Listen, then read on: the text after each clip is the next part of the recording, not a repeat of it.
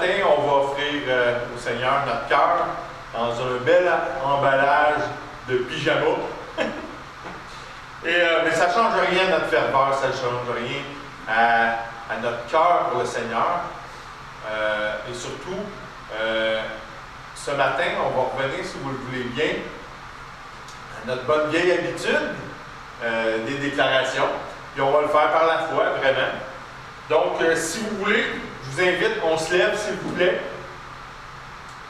Et là où est-ce que vous êtes présentement en train de me regarder, levez-vous parce que déclarer, ça se fait beaucoup mieux quand on est debout, OK? Puis on le fait avec force et avec assurance. On déclare ensemble, si vous le voulez bien. Je reçois la vie et la santé dans tout mon être, parce que le Seigneur désire que je prospère à tous égards et que je sois en bonne santé, comme prospère l'état de mon âme. Amen. Je ne manque de rien, car mon Dieu pourvoit à tous mes besoins, selon sa richesse, avec gloire en Jésus-Christ. Amen. Je suis juste, parce que Jésus s'est fait pécher pour nous, afin que nous devenions en lui justice de Dieu. Amen.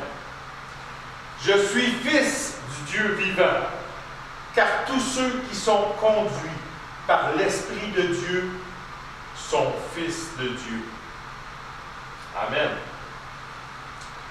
Je remplis les fonctions d'ambassadeur pour Christ, parce que par nous, Dieu exhorte les hommes à se réconcilier avec lui. Amen. Je suis une nouvelle créature, parce que je suis mort au péché avec Christ, et je suis ressuscité avec lui en nouveauté de vie. Amen. Et cette vie est éternelle, parce que Dieu a donné son Fils unique, afin que quiconque croit en lui ne périsse point, mais ait la vie éternelle. Finalement, Esprit Saint de Dieu, je suis Yann Duhamel, de l'Église l'Assemblée, située à Sherbrooke, au Québec. Et je désire te déclarer que je suis intéressé aujourd'hui à connaître ta direction pour ma vie dans le plan parfait de mon Père qui est dans les cieux. Amen et alléluia. Oui. Bon dimanche, mes frères. Bon dimanche, mes sœurs. Bienvenue à l'Assemblée en ce dimanche 24 mai 2020.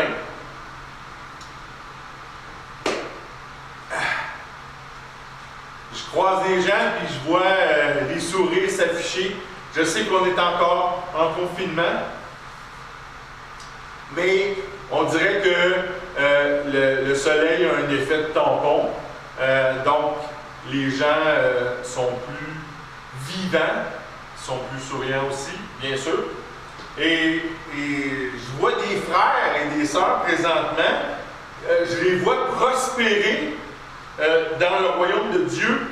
En ce moment même, en plein confinement, je les vois prospérer. Ils vivent des choses merveilleuses.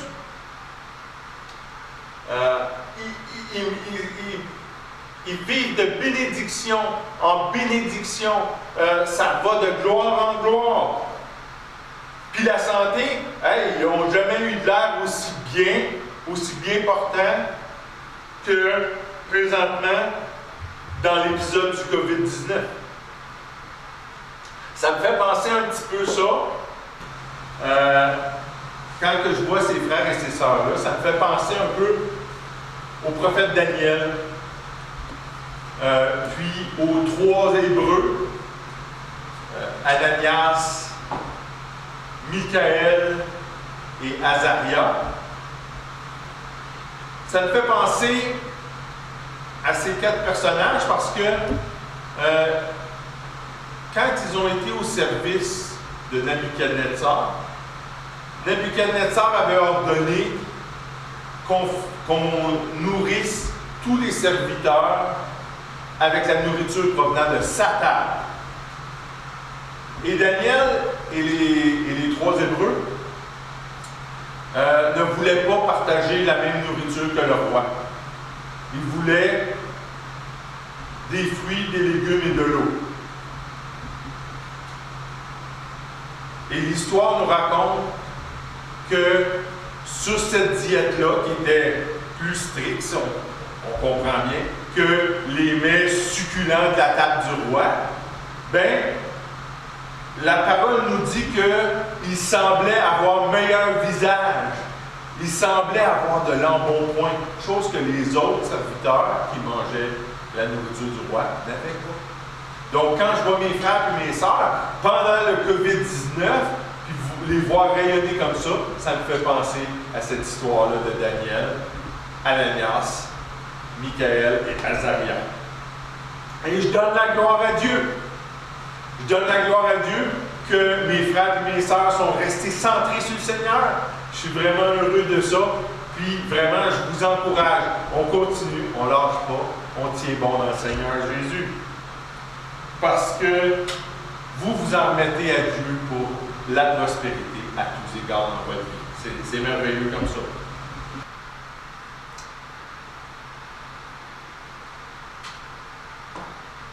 Mais ce qui m'amène à la prêche d'aujourd'hui, c'est qu'il y a aussi bien des gens qui souffrent. Il y a aussi bien des gens qui désespèrent présentement. Il y a beaucoup de gens malades qui sont aussi... Il y a des gens meurtris et mourants. Et aussi bien dans le corps de Christ que dans le monde. Comment ça se fait? Pourquoi?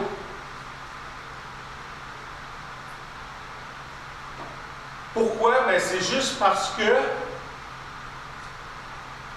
on ne suit pas les voies que le Seigneur a pour nous. C'est pour ça. Ce que je m'explique. Quand que le Seigneur s'est adressé à nous, OK, vous allez me dire, ouais, non, c'est dans l'Ancien Testament, puis il parlait à Josué. Oui, mais l'Ancien Testament, ce sont les ombres des choses à venir. Et les choses à venir, maintenant, c'est nous dans la Nouvelle Alliance. Et quand il s'est adressé à Josué, le Seigneur s'adresse de la même façon à nous. Il s'est adressé à Josué alors que Josué devait mener le peuple d'Israël dans la terre promise, contre vent et marée, parce que Josué avait vu le rapport des espions comme quoi que il y a des géants dans ce pays-là, il y a des villes fortifiées insurmontables. Hey, le Seigneur lui a dit, fortifie-toi et prends courage.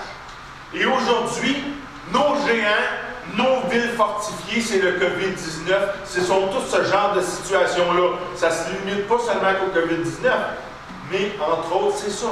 Et Dieu aujourd'hui nous dit la même chose qu'il a dit à Josué. Fortifie-toi et prends courage.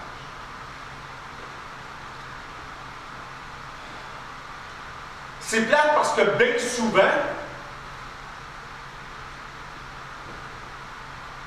c'est pas parce qu'on ne sait pas comment se fortifier. C'est qu'on le fait juste pas. C'est juste ça. C'est pas qu'on se fortifie pas, c'est qu'on le fait pas. On sait pas. On sait comment se fortifier. Quand on y pense, surtout quand on s'en remet au Seigneur, on sait comment. Mais on le fait juste pas.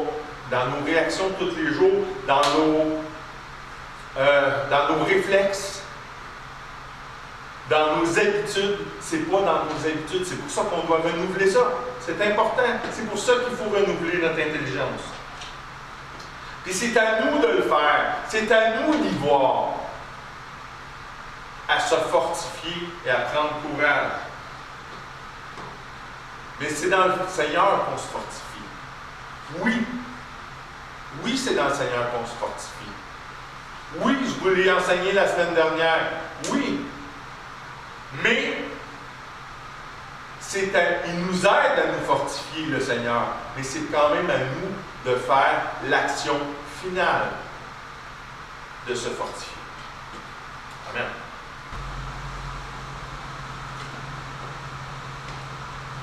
Quand on parle de fortification, on parle surtout, bien sûr, au niveau de la santé. Parce que Dieu, il nous veut en santé. Dieu, il veut que son peuple soit en santé. La santé, Dieu veut ça pour les fils et les filles de Dieu. Et puis dans ce domaine-là, tout est accompli. Tout est fait. C'est déjà fait. Pour qu'on ne tombe pas victime de l'adversaire puis de sa servante, la maladie. C'est déjà tout réglé. Jésus a déjà tout réglé ça. Puis je vous emmène avec moi. On va aller dans la première écriture aujourd'hui avec le prophète Ésaïe. Et on se transporte au chapitre 53, les versets 4 et 5. Ce matin, je vais vous lire, encore une fois, le texte va être tiré de la Bible du Semeur. Donc, au verset 4, « Pourtant, en vérité, c'est de nos maladies qu'il s'est chargé. Et ce sont nos souffrances qu'il a prises sur lui. Alors que nous pensions que Dieu l'avait puni, frappé et humilié. » Verset 5. « Mais c'est pour nos péchés qu'il a été percé. C'est pour nos fautes qu'il a été brisé. Le châtiment qui nous donne la paix est retombé sur lui, et c'est par ses blessures que nous sommes guéris. » Amen. Hey! Le prophète Ésaïe, 700 ans avant même la venue de Jésus-Christ sur la terre.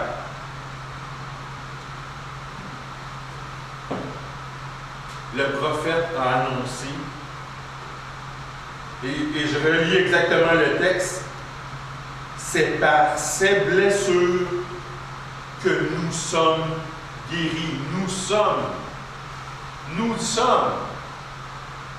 700 ans avant Jésus-Christ, le prophète dit, nous sommes guéris. Il prophétise au présent. Et après la venue du Seigneur Jésus, Pierre, son apôtre, on va aller, il confirme la prophétie, puis on va aller lire ça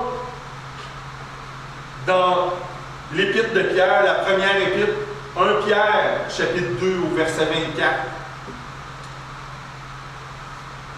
Il a pris nos péchés sur lui et les a portés dans son corps, sur la croix, afin qu'étant morts pour le péché, nous menions une vie juste.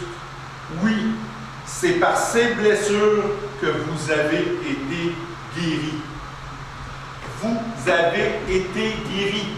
Là, c'est Paul, je m'excuse, pardon, c'est Pierre qui s'adresse à nous et qui dit, vous avez été au passé, c'est fait, c'est réglé. Vous avez été guéris. Donc aujourd'hui, nous, 2000 ans plus tard, c'est encore plus vrai ce que Pierre nous exhorte aujourd'hui. On est guéris aujourd'hui. Mais pourquoi d'abord qu'il y a tant de gens malades, qu'il y a des gens mourants? Mais comme je l'ai dit, c'est juste qu'on ne prend pas tous les moyens pour se rendre fort. Quand Dieu dit « fortifie-toi et prends courage », on ne prend juste pas tous les moyens. Un des moyens pour les enfants de Dieu, je tiens à spécifier, un des moyens pour les croyants, les chrétiens, les enfants de Dieu, les disciples du Seigneur Jésus, appelez-les comme vous voulez, les nouvelles créatures, C'est la table du Seigneur.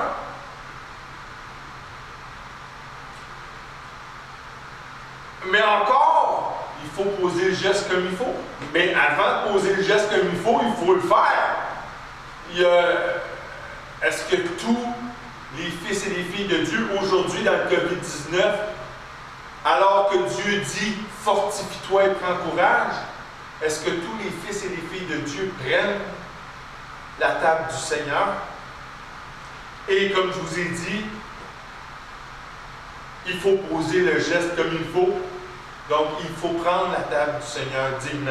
Et c'est Paul qui nous enseigne ça dans sa première lettre aux Corinthiens, au chapitre 11, les versets 28 à 30. Que chacun, donc, s'examine sérieusement lui-même, et qu'alors il mange de ce pain et boive de cette coupe. Car celui qui mange et boit sans discerner ce qu'est le corps se condamne lui-même en mangeant et en buvant ceci. C'est pour cette raison qu'il y a parmi vous tant de malades et d'infirmes, et qu'un certain nombre sont morts. Je tiens à vous noter quelque chose. J'aime bien le texte qu'on vient de lire dans la Bible du Sommeur. Parce que si vous avez remarqué dans le texte que je viens de lire, il n'est pas question de péché. Le piège, souvent, quand on interprète la parole de Dieu, ce texte-là en particulier, les gens vont dire « Oui, mais il faut s'examiner. J'ai-tu du péché dans ma vie? » C'est pas ce que le texte ici vient de dire. Il n'est pas question de « si vous avez du péché, vous devez vous abstenir de la table ». Au contraire, si vous avez du péché dans votre vie, vous avez besoin de la table. Parce qu'il y a une partie de la table qui est la coupe. Et la coupe, c'est la nouvelle alliance. C'est le sang de Christ qui a coulé pour nous. Et par ce sang-là, le péché est lavé. Il faut voir de façon claire qu'avoir du péché ne nous rend pas indignes de la table du Seigneur. Au contraire, c'est là qu'on en a besoin. C'est là qu'on a besoin de se rappeler que ce sang-là, cette coupe-là, ce vin-là qu'on prend, qui symbolise le sang de Christ qui a coulé, il faut se souvenir qu'il a coulé pour que nos péchés soient enlevés.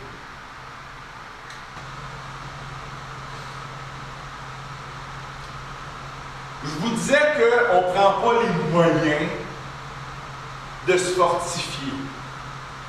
Bien souvent, on n'y pensera pas, parce qu'on n'est pas habitué à le faire. Mais des fois aussi, le problème, c'est qu'on veut trop être tough. Puis on n'a pas à l'être. C'est le Seigneur qui doit être tough à notre place. C'est le Seigneur qui doit être tough pour nous autres. Paul, dans sa deuxième épître aux Corinthiens, au chapitre 12 puis au verset 10, nous dit « Je trouve ainsi ma joie dans la faiblesse, les insultes, la détresse, les persécutions et les angoisses que j'endure pour le Christ. Car c'est lorsque je suis faible que je suis réellement fort. »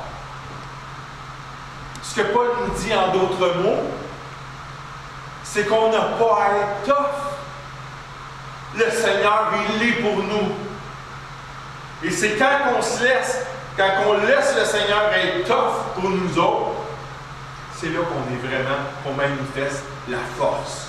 C'est là qu'on est fort. Mais comme je vous ai dit, on a tendance,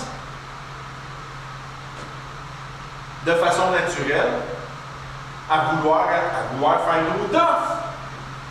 Puis là, c'est comment qu'on fait ça, être tough? On endure. On endure la douleur. On endure la maladie. On endure la pauvreté. On tolère tout ce que Dieu veut pas pour nous, y compris le mal lui-même.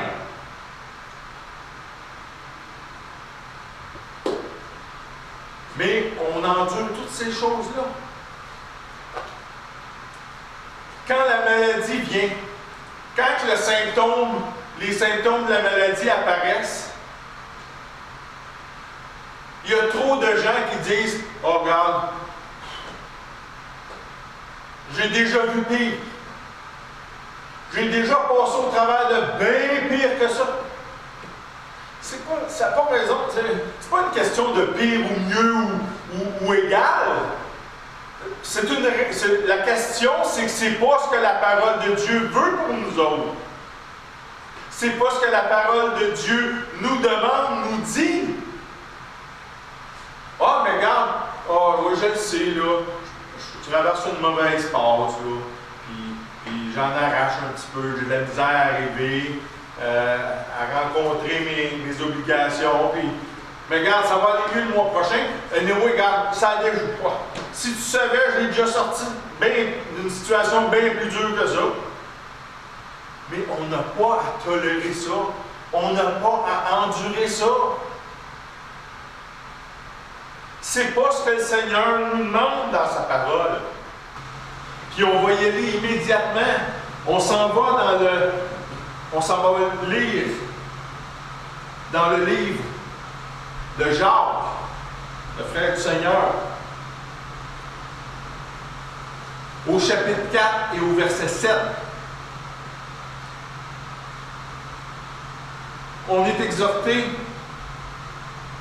soumettez-vous donc à Dieu. Résistez au diable et il fuira loin de vous.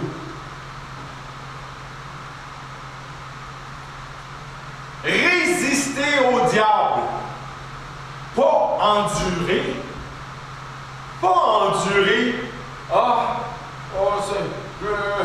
petit peu mal dans le dos, mais ça va passer. Pas endurer. Regarde, les gens m'ignorent, les gens me m'isolent, ou ils parlent de moi. Non. Résistez au diable, il va fuir loin de vous. C'est ça que la parole de Dieu nous demande. Pas endurer, résister. Pas être tough, résister. Résister complètement au diable. Ça veut dire que quand il vient vers toi, tu y fais signe. U-turn, mon chum.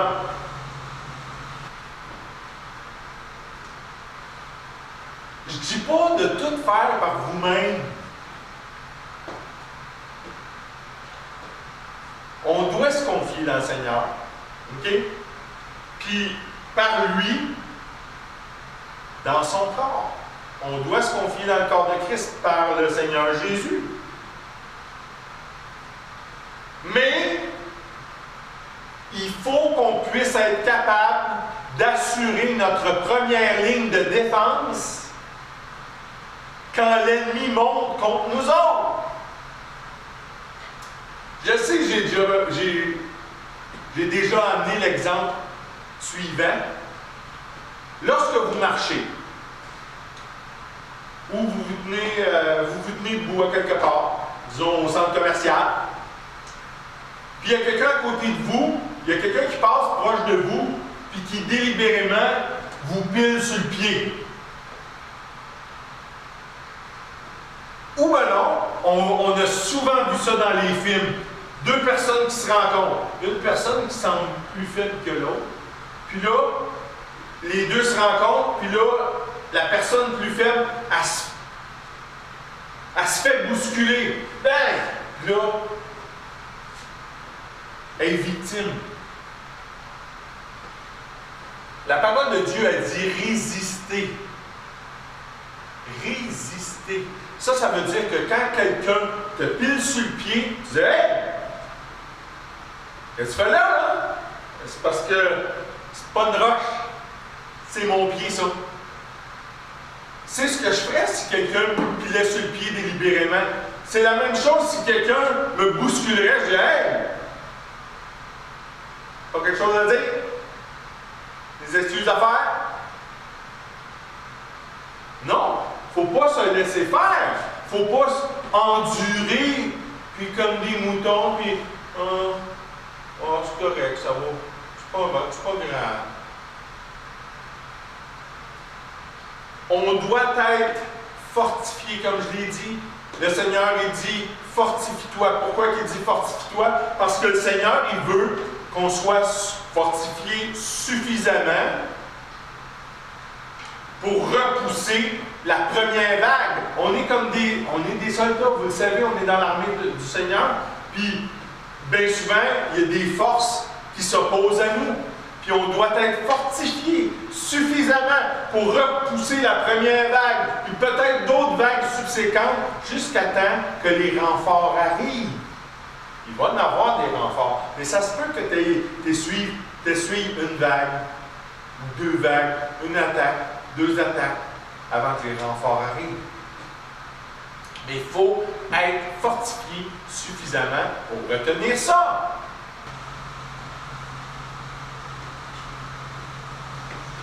Dieu, il n'attend pas de nous qu'on vive notre vie en solo, en dehors du corps de Christ. Je viens de le dire. Mais il ne veut pas non plus que dans une situation d'attaque, si on est attaqué, qu'on tombe automatiquement parce qu'on est tout seul. Quand je suis tout seul, puis je me fais attaquer. Puis la personne tombe. Non. Oui, ça se peut, ça va arriver dans des moments dans ta vie où tu vas être tout seul. Mais comme je viens de dire, tu dois être suffisamment fort pour repousser cette vague-là, pour repousser cette attaque-là, jusqu'à temps que tes collègues viennent te rejoindre en prière ou en action.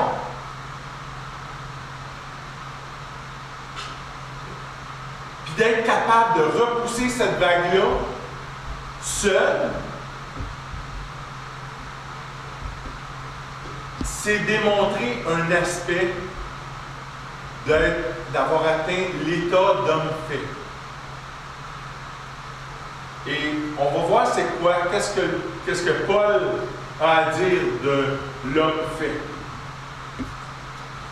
On se transporte dans sa lettre aux Éphésiens, au chapitre 4 et au verset 12 et 13. Paul nous écrit, ou Paul nous dit, « Il a fait don de ces hommes pour que ceux qui appartiennent à Dieu soient rendus aptes à accomplir leur service en vue de la construction du corps de Christ. Ainsi, nous parviendrons tous ensemble à l'unité dans la foi et dans la connaissance du Fils de Dieu, à l'état d'adulte, à un stade où se manifeste toute la plénitude qui nous vient du Christ. »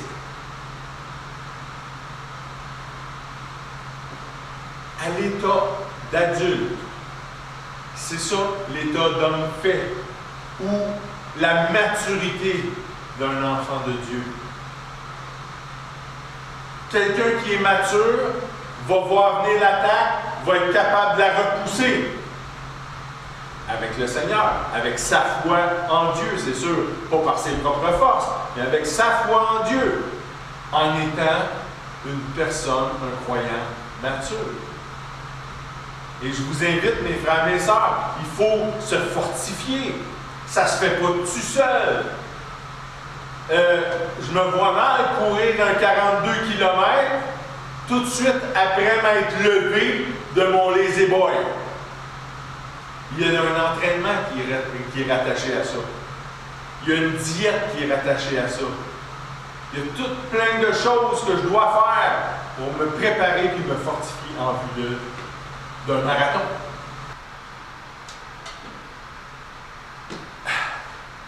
Se fortifier aujourd'hui dans la situation du COVID-19, qu'est-ce que ça veut dire? Bien, ça veut dire comme ça a été annoncé à Josué, et comme ça nous est annoncé pour d'autres occasions, autres que le COVID-19, bien, ça veut dire qu'il faut se préparer parce qu'on va affronter un ennemi. Donc, on doit se préparer. Mais c'est quoi se préparer? C'est quoi se fortifier aujourd'hui dans la situation du COVID-19? Bien, premièrement, c'est déclarer, comme on l'a fait au début, pour que les choses viennent à être. Souvent, même tout le temps, quand je sors de chez moi, en particulier dans la situation du COVID-19, je déclare, je suis immunisé à tout virus, à tout microbe, à toute mauvaise bactérie, à tout germe, par le nom de Jésus-Christ. Mais il faut déclarer ces choses-là. Ça fait partie de la préparation. Ça fait partie de se fortifier. De déclarer pour que les choses viennent à être. Déclarer pour que, oui, un jour, je sois vraiment immunisé à toutes ces choses-là. Et moi, dans mon cas, je vous le dis, moi, je crois que je ne suis pas parfaitement immunisé, mais je suis sur la bonne traîne. Mais pourquoi? Parce que je le fais souvent. Et on doit le faire souvent. À l'inverse, de ne pas déclarer et d'être une victime. Deuxièmement, c'est quoi de se fortifier? Bien, c'est de demander au Père, par le nom de Jésus, la sagesse. Et quand je parle de la sagesse, j'inclus aussi le mot discipline qu'on a besoin pour se fortifier. Ça prend de la sagesse pour reconnaître ce qu'on doit faire pour se fortifier. Ça prend de la discipline pour le faire parce que le savoir, c'est bien beau. À cette heure, il faut le faire. À cette heure, il faut se fortifier. Et ça nous prend la sagesse, la discipline. Puis ça, on peut demander au Seigneur, on peut demander au Père, Père Tout-Puissant, donne-moi la sagesse et la discipline qu'il faut pour me fortifier en ce moment, dans la situation du COVID-19. Troisièmement, c'est quoi ça veut dire? C'est quoi? Comment est-ce qu'on se fortifie aujourd'hui? Bien, troisièmement, bien sûr, prier constamment. Méditer la parole. Et surtout, oui, prier, oui, méditer la parole, mais renouveler notre intelligence. Oh ouais! C'est important, là. Dans la situation du COVID-19, c'est important. Oui, particulièrement pendant la situation du COVID-19, c'est important. On est aux prises avec un ennemi physique que l'on ne voit pas, mais dont on voit les agissements, dont on voit les effets. On doit être renouvelé dans notre intelligence, dans nos émotions. Dans notre intelligence, pourquoi? Parce que, comme je l'ai dit, il faut avoir de la sagesse pour agir. Quand tu es en situation de combat, puis tu sais qu'il y a un ennemi à quelque part, en avant de toi, dans le bois ou dans la ville ou quelque chose, bien, tu vas être prudent. Tu vas être prudent parce que tu sais que l'ennemi se promène à quelque part. Il faut être prudent. Il faut renouveler notre intelligence. Il faut renouveler nos émotions aussi. Parce que tu as besoin de ne pas être craintif, puis de ne pas vivre dans la peur, puis de ne pas te cacher parce que l'ennemi est là. Tu ne peux pas t'abandonner à la peur. C'est pour ça qu'on doit renouveler notre intelligence. Parce qu'en renouvelant notre intelligence, on renouvelle aussi nos émotions. Puis quatrièmement, c'est quoi se fortifier? Bien, se fortifier, c'est d'avoir des bonnes habitudes de vie. C'est bête, hein? C'est simple. Mais c'est ça, il faut le faire.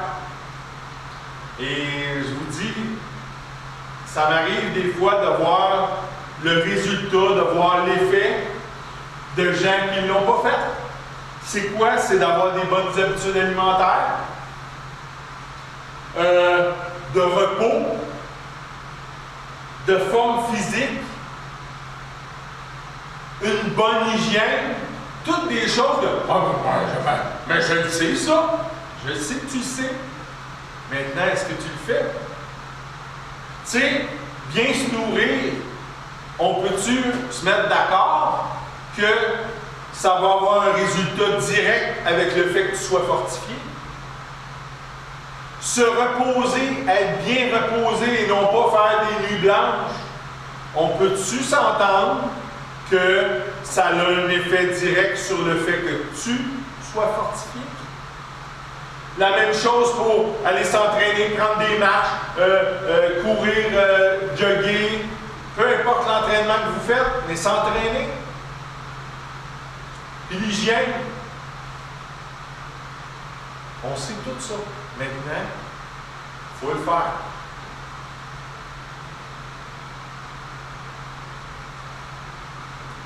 Comme je vous ai dit, bien souvent, on ne se fortifie pas parce qu'on ne sait pas comment. Je viens de vous les dire, les façons de se fortifier.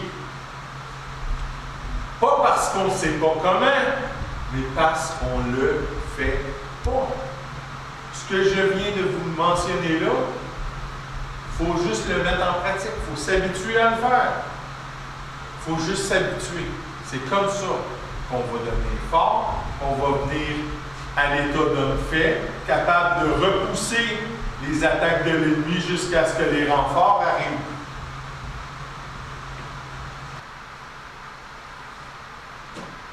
Mais il faut être vivant.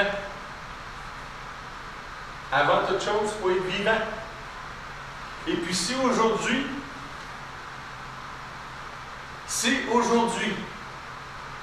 oui, Yann, oui, je suis vivant. Je te parle de la vie spirituelle. Parce qu'on est des corps, en fait, on est des esprits. Nous sommes esprits, nous avons une âme et nous vivons dans un corps. Mais la vraie vie, la vie spirituelle, on l'a quand on est de nouveau. C'est la seule façon d'être en vie spirituellement pour un humain aujourd'hui, en 2020. Si tu as le goût d'être vivant spirituellement, hey, il faut que tu naisses de nouveau. Et vous comprenez que je ne parle pas dans le naturel, je parle dans le spirituel, je ne parle pas dans le naturel parce que dans le naturel, on ne peut pas renaître une deuxième fois. Mais dans le spirituel, on le peut. On peut mourir à notre vieille vie, notre vie de péché. La vie qui ne nous satisfait pas, la vie où on cherche toujours quelque chose qui nous manque, puis on ne le trouve jamais. Ce quelque chose-là, c'est la même chose, c'est la même personne qui nous remplit, puis la même personne qui nous donne la vie, qui nous fait naître de nouveau. Et ça, c'est Jésus-Christ.